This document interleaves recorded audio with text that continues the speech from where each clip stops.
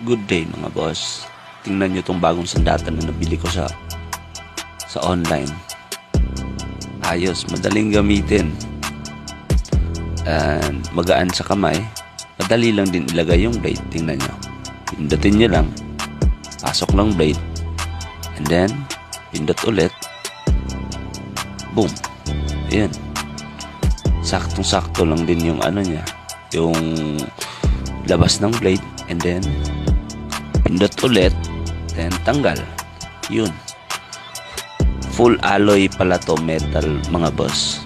And then detachable siya. Madali mo lang din tanggalin yung blade pag nahihirapan ka na pindutin siya. Halimbawa dumikit, ganun. Then ilagay mo na lang siya ulit. Pindot pa rin. So pag nagustuhan nyo to mga boss at meron na kayo nito, like and comment lang